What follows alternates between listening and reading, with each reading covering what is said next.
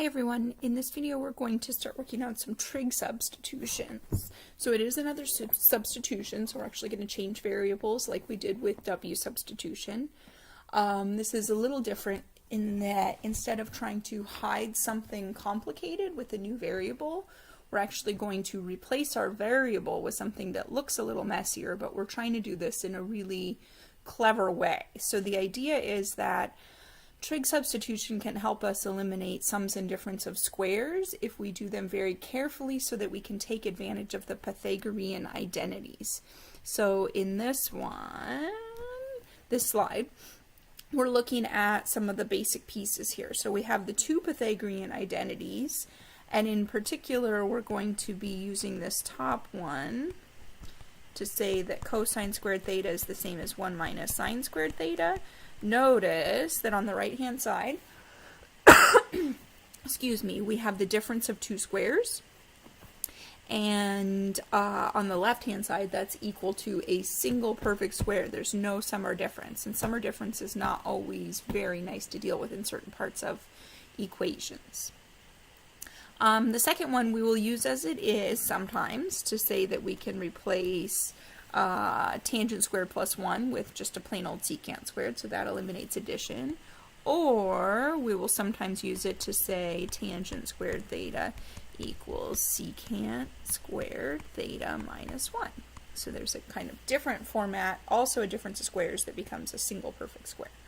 So those are the basic building blocks, and basically what we'll be doing is identifying something that looks like the sum or difference of squares business. It won't have the trig functions, but we're looking for that sum or difference of squares.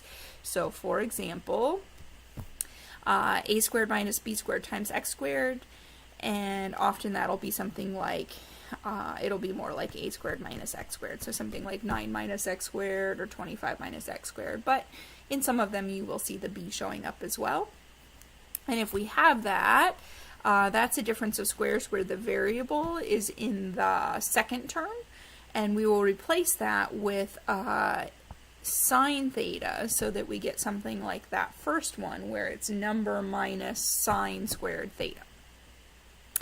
In the second one we have this sum of squares going on, so we will replace that with a tangent theta so that we can take advantage of this one over here. And in the third one we're back to the difference of squares, but now the variable's in the first term, and in that case we're going to replace it with a secant squared so that we can take advantage of this one right here. So that's our basic goal, is to get rid of sums and differences of squares by choosing appropriate trig functions to replace our variable. Really, really, really, really, really, really important. Don't forget the dx's. If you're switching everything to thetas, you've got to switch dx's to d thetas. Really big deal. If you don't do that, you're going to get really horrible things to integrate. The other thing I want to say right up front is that some, but not all of the problems that you will see don't actually require trig substitution. Some of them can be done with regular substitution. I want you to make sure that you do them with trig substitution anyways. Where I'm at with this is it's really easy to set up an integral that you use trig substitution on, and then it becomes really messy to actually integrate after that. So I'm trying to keep the steps after the switching to trig functions as under control as possible, which means sometimes I have to be a little silly in my problem selection just to give you some variety and some practice without just doing the same thing over and over. So bear with me. If you spot that you can do some of these with W substitution, great, try it both ways and see the difference, but make sure you can do it with trig substitution as well. And be prepared on tests for me to actually tell you that you have to use trig substitution on something. Alright, let's go ahead and jump into number 1 in this video. So this is a great example. Actually, we already know how to do this. We could use a W substitution,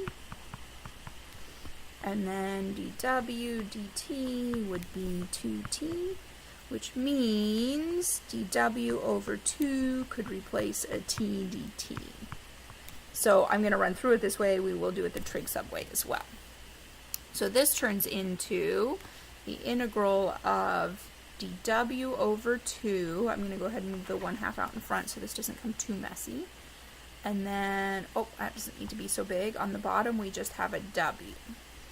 which is the same as a 1/2 natural log absolute value of w, which is the same as a 1/2 natural log absolute value of 81 plus t squared. That's what we chose for w. Oh, and don't forget your pluses. Okay, so there's the W substitution way. I am making zero claim that the trig substitution way is better. Again, my goal is just to give you some variety of integrals, some that are pretty easy to actually perform the final integration on so that you can practice this. Okay, so trig substitution way. Trig substitution way says, okay, on the bottom, we have a sum of squares. And we have a tangent secant Pythagorean identity way back up here that says if we can get down to a tangent squared plus 1, tangent squared theta plus 1, we can replace it with a secant squared theta. End of addition. Getting rid of addition in the bottom of fractions can be really nice. So we're going to replace t with 9 tangent theta. The square will come into play when we plug that back in because it's a t squared. But before we get there, you need to remember that your dt is going to be a 9 secant squared theta, d theta. Okay, and I do have all these rules for what you replace with, these three right here, but they actually look a little messier than I think it seems if you just stare at this and figure out what's going on. So let me show you the next step, and then I think it'll become clear. Okay, so our t's are going to get replaced with 9 tangent theta, which means on the bottom, remember you have to square the entire thing, so t squared is going to be 81 tangent squared theta. Theta, there we go. Tangent squared theta. Okay, and then the dt gets replaced with 9 secant squared theta d theta. Oh, I said it. I didn't write it. Hold on, let me sneak it back in. There was another 81 in here. This is the key to the whole thing. I don't mind if you do this as a little bit of scratch work. Just make sure that I can tell that you're off doing some scratch work. I'm going to choose a color.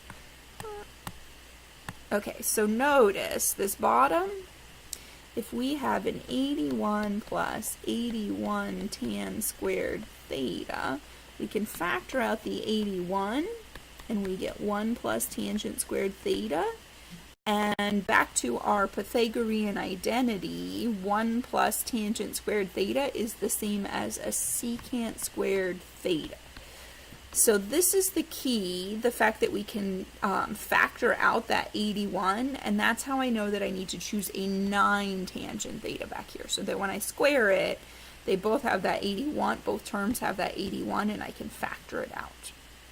So I don't tend to look back at these three rules, other than if I'm getting mixed up on whether I should use sine, tangent, or secant. So from here, I can say, all right, I've got a 9 tangent theta over an 81 secant squared theta times a 9 secant squared theta d theta. And I don't need to see the yellow side work that I just wrote down, but if you need to do some of that just to practice your trig identities, absolutely fine. Just make sure I can tell it's scratch work. Otherwise, work it in here in your step-by-step process. Okay, so now I see that I can cancel. I have 9 times 9 in the top, and I have 81 in the bottom.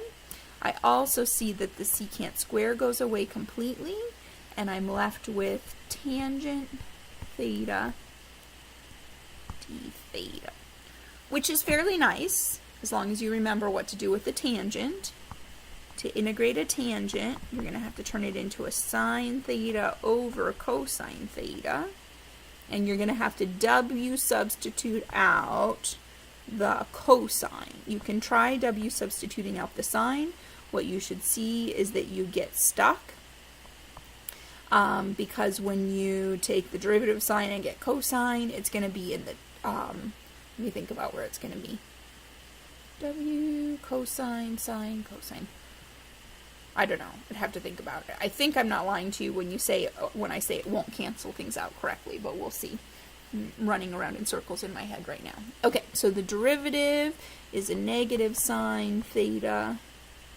So the sine theta d theta can get replaced by a minus dw. Sine theta d theta becomes a negative dw. The cosine becomes a w. Okay, let me see if I can spot it now, if my brain likes it better.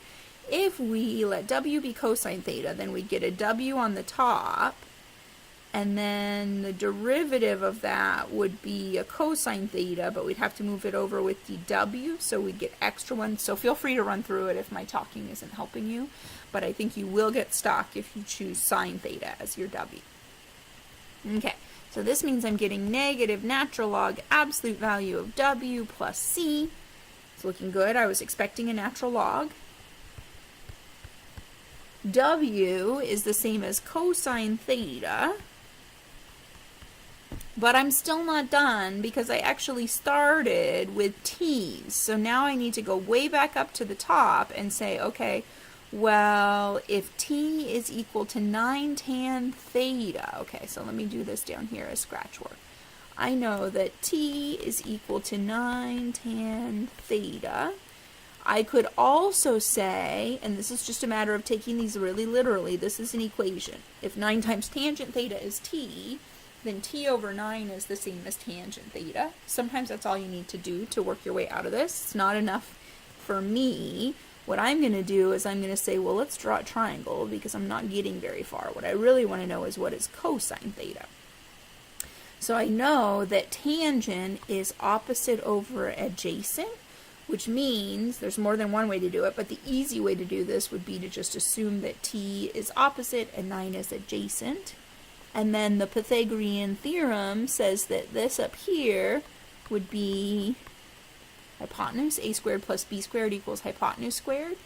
So the square root of 9 squared plus t squared should be the hypotenuse. And then what I was actually looking for down here was a cosine theta.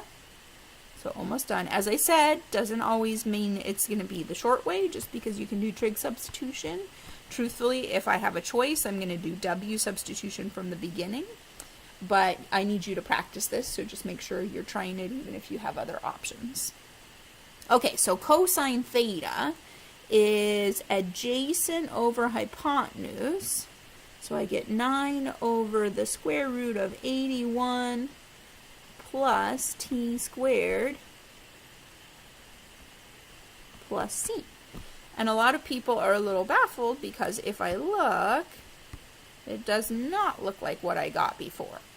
But we can actually use some log properties. So let me run over into the next page. So you don't have to, but this is just for comparison's sake. I would be happy with either one of those answers. Again, if I tell you to use trig substitution, make sure you do. But just to see that they are actually the same, remember that we have a log property that says the natural log of a quotient is the same as the difference between the two natural logs, if that made sense. So if you have division inside a log, you can split it up. And then we have that minus sign. That does have to apply to both, so it becomes a negative natural log 9 plus, and I'm going to do something else while I'm at it. Remember that a square root is the same as a 1/2 power, and another log property says I can move that out in front. Oh, and these should really still be in absolute values. The 9 doesn't need it, but we'll say there's still one here somewhere. Absolute value. Okay.